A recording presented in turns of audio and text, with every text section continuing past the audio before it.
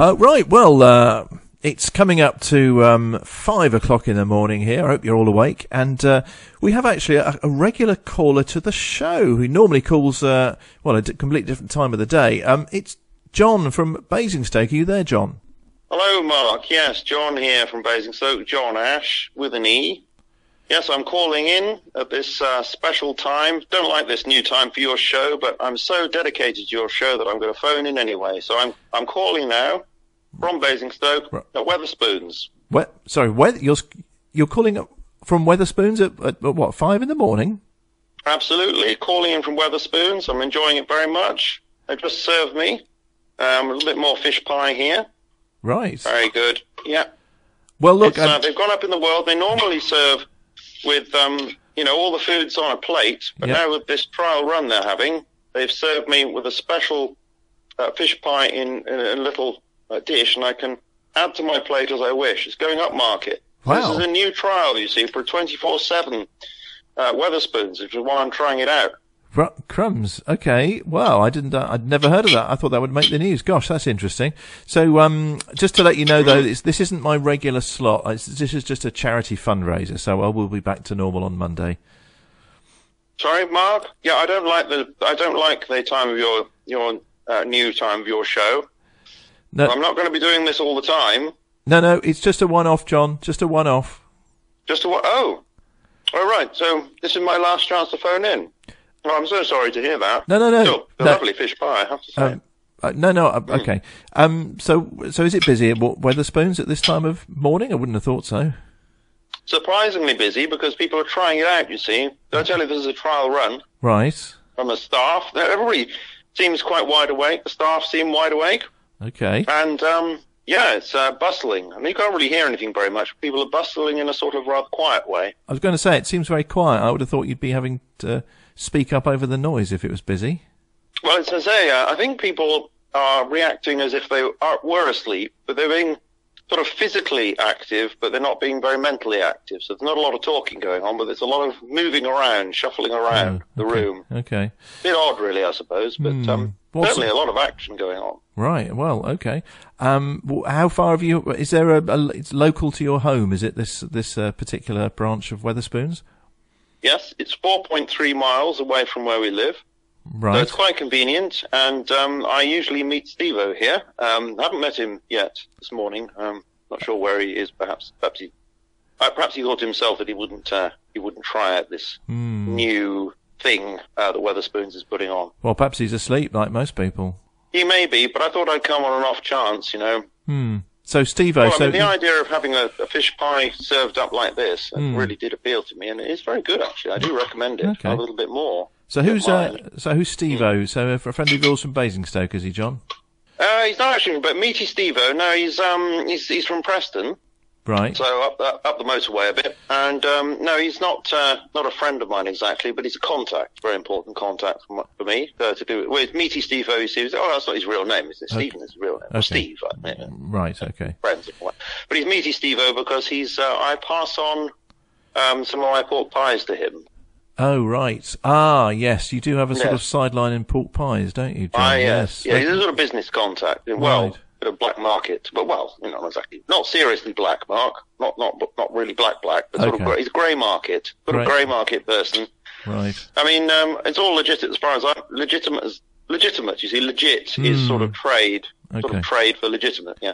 So it's all legit as far as I'm concerned, but as far as he's concerned, I'm not sure. This is Meaty Steve-O. Yes? Meaty Steve-O, yes, right. That's right. Okay. Interesting chap. He used to be a gardener. What, P.T. Steve-O? Oh, right, I see what you mean. Yeah. I suppose you could call him that. He's not known as that, no. He's known as Meaty Steve-O. Right, okay. Yeah. So, how long have you known this Steve-O then? Oh, actually, funnily enough, many years, many years, because I used to do a little bit of work in Preston, and I knew him when he was involved in gambling, so he was a gambler, you see. That's how I got to know him, because I occasionally have a flusher on the horses, right. So would that be on the old one-arm bandits, that sort of thing? Right. So would that be Cheaty Steve-O then? Oh, yes, I see what you mean. Very, very good at this, Mark. Yeah. No, never thought of that. No, we know him as Meaty Steve-O. Okay. Has he had any other jobs? He sounds like an interesting fellow. He's done many things, yes, indeed. Yeah, he was a gas engineer before that. Oh, Heaty Steve-O? Oh, yes, Heaty Steve-O, yeah. Indeed. Yeah. That's incredible, isn't it? Yeah, yeah. Anything else? Well, there we go. And he is, so he's a good chap, and I get rid of lots of pork pies, around the time of their sell-by date, or use-by date, really. Right. And he's never been in trouble for it. Okay. But there's always a first time, I suppose. Okay, well, I hope he turns up. He sounds like an interesting fellow with all those different jobs.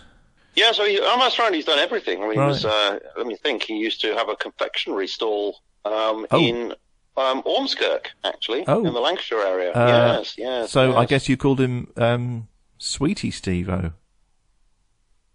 Oh, I wouldn't dare call him that. No, I think he would punch me on the nose if I call him that. Because I mean, he has got a sort of aggressive side. Right. He used to be a bouncer. I know it's incredible. He's done so many things. Okay. What? Yes. Greety Steve-O. Oh gosh, yeah, that's Greety or perhaps Beatty Steve-O. Yes, Beatty. He would beat me up if I said that he was Sweetie. Right. Okay. Yes. Okay. I think so. And the amazing thing is, he was born on a farm. Can you believe that? I suppose that's his interest in meat, isn't it? Yes, I suppose so. Yes, it was a sheep farm, so he did a lot of sheep dipping and shearing and that sort of thing. But yet he specialises in pork. Well, pies. hang on, John. So if he did sheep dipping, would that make him Bleaty Steve-O? Bleaty Steve-O. Gosh, yes, I suppose. No, he's not. Okay. He's known as Meaty. Right. Meaty okay. Steve-O. Although he is sometimes known as Beatty Steve-O because he plays the drums. Okay. Well, I hope he turns up for your sake, because he sounds an interesting character, John. I must admit, it does sound awfully quiet there in that Wetherspoons. It is quite quiet, yes. Well, quiet in an oral sense, but AU, oral sense. Yes. But in a visual sense, I can tell you there's an awful lot going on. Well, although there's no Meaty Steve-O or Bleaty Steve-O here. Maybe he's on holiday. I think he did say something about going to French Polynesia for a holiday. Ah, right. So does that make him Tahiti Steve-O? Oh, good heavens. I think you're right. Well, I must admit, I don't know, maybe. Yeah, no, it sounds. I think our listeners will be sort of surprised to know about the whole Wetherspoons thing. I'd never heard of this 24/7, and as I say, it is very quiet there, John. It is quiet. Yes, it is quiet. Yes, it's new. Yes, it hasn't been very much publicised, but I found out about it from Meaty Steve. Right, John. Can I ask a question? Are you really at Wetherspoons? No, I'm not. Right. No. Okay. I'm not. No, I'm not. No. To tell the truth, I'm not. No. No. Okay. So why did you tell me you were, John? Well, that business about Meaty Steve-O is true. Okay. Right? And the jobs he's done, that's all true. But you're not really in Wetherspoons. BT Steve-O. Yeah. True. Okay. Yeah. Been in a band. Yeah. But I'm not at Wetherspoons. No. Right. I have to admit that. No. Okay. All right. Just practicing, you see, because they are going to do 24/7. And I thought, to get up at 4 or 5 o'clock in the morning at my age with my blood pressure problem. Right. I thought I ought to practice, you see. So actually, yes, I'm sat at the dinner table here with a fish pie and pretending that I'm in Wetherspoons. Right. Embarrassing that. But, well, thank you for telling us, John, because, hopefully our listeners won't have been let down by that revelation, John, because obviously we do hang on your every word. Yeah, it was a bit mean of me, wasn't it? I shouldn't have done that. Well, there's nothing. Sorry, there's no harm in practicing for something like that. Perhaps you'd rather I didn't phone in anymore. No, I'd love you to phone in, John. No. You sure? Well, no, should we call it a day? And I think, yes, I've probably embarrassed myself on air, and I shan't be phoning in again. So no, definitely phone in, John. I'm mortified, Mark. No. I'm absolutely mortified. No, John, it's lovely to hear your voice, and we do appreciate your call, as they say. So please think again and call in again next time I'm on. Well, I might do if I can get over this. Yeah. Still, it's a very good fish pie. So that's good. Do you have a request for us, John? Oh, yes. Well, I don't know whether you know, but when you go to Wetherspoons, you can get not exactly free tea and coffee, but you pay. Well, it's about $1.25 at the moment. Well, it is $1.25 at the moment. It used to be 99p, and then they put it up incrementally, right up to £1.50. Ooh. And then the last time I went, well, I was going to say just now because I'm not there. I'm practicing, so I'm practicing myself here with my own coffee machine. So I paid myself $1.25, right, which is what the current. You fee paid is. yourself, John? Did you say? I paid. Yeah, well, just for realism. Yeah.